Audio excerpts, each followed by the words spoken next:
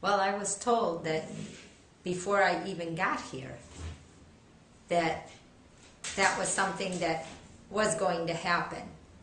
I didn't remember it, but I always knew throughout my life something would happen in my life when I was 40. And along the way, things would happen, and I'd go, oh, is it this? Oh, is it? And then I'd go, wait a minute, I'm not 40 yet. I never in my wildest dreams could have imagined that I would actually see anything, let alone Christ, who I had no connection to or no relationship with.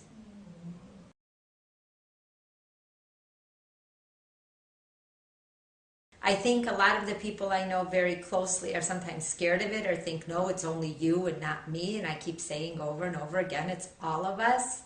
But no, you're special. No, I'm not. I just happen to be the one who came here to teach it.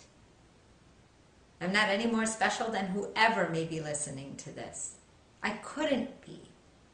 Because God said, no one is left behind, and there is no soul more important than another.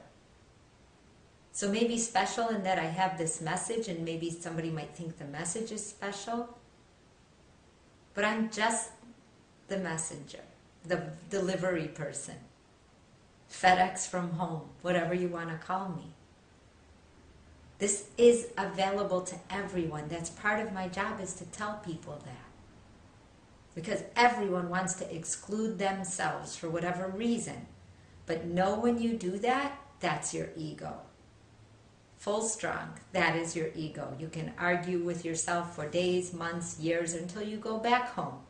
But it's your ego tripping you up from keeping you from knowing yourself.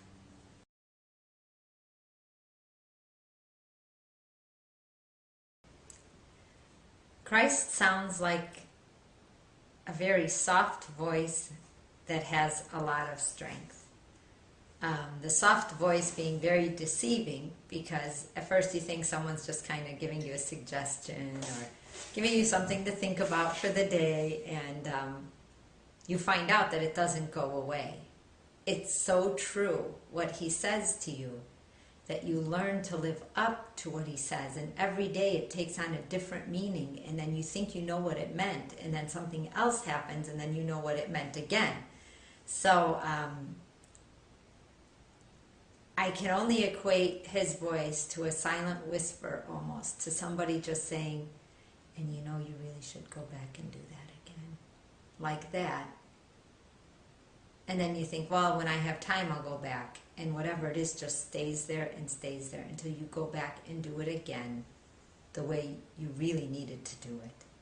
And then after you do that, you get this fulfilled feeling like you're completed, you're done there. And then you can go on. And it just keeps giving you these warm, quiet suggestions that sound like whispers, but then become the roar in your head until you understand it, until you figure it out, and until you start to look forward to the next whisper, so that you know that you're on the right track, or at least what the right track is, even if you're not ready to be on it yet. His voice is so quiet and gentle and non-assuming and non-judgmental to us that you listen to it. It disarms you. You don't feel the strength in it or him or his love until the actions start shaping themselves in the days to come in your life, and you start putting it all together, and you start realizing that we are being watched out for, that we are not left behind, we're not alone. All those things we put in our heads that are the excuses for not doing whatever it is we think we should do.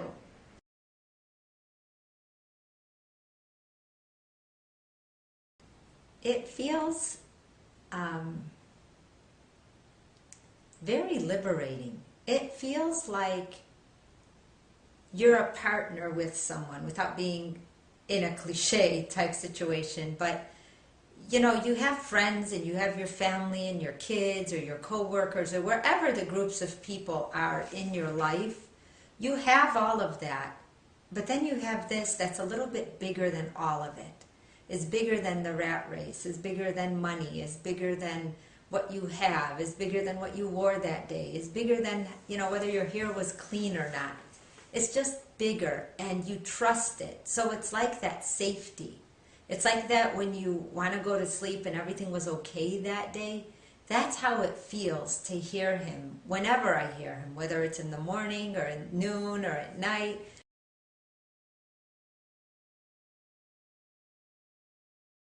I do ask Christ anything. I ask him my hardest questions because if I don't, they stay in my mind. They puzzle me for days.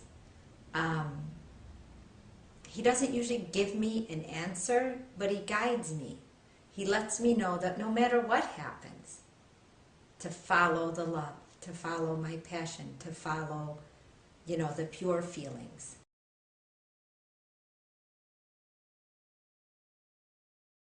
I've done that many times, only because I didn't understand what he was saying to me yet, and I had to grow into it.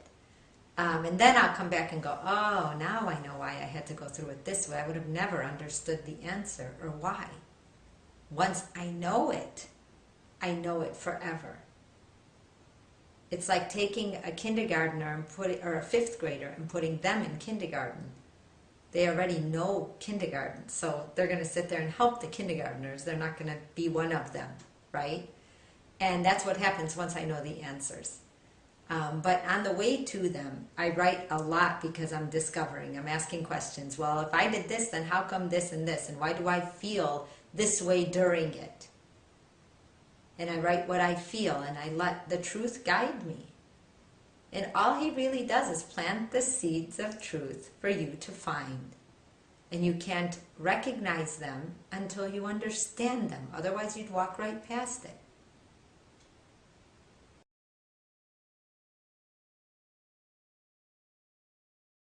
There's a feeling of complete acceptance when he answers me. I don't feel like there's a right or wrong answer. There's either an answer I discovered or I didn't. And really, that's all there is. That's what it feels like. It's like, oh, I didn't get there yet. Oh, I didn't feel that yet. Oh, I didn't understand that yet.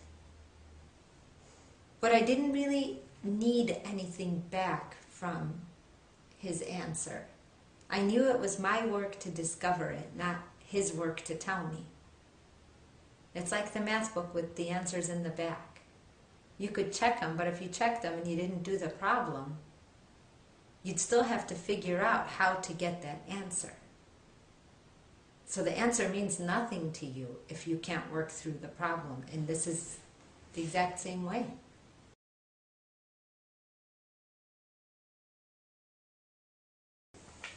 It has meshed itself into my life.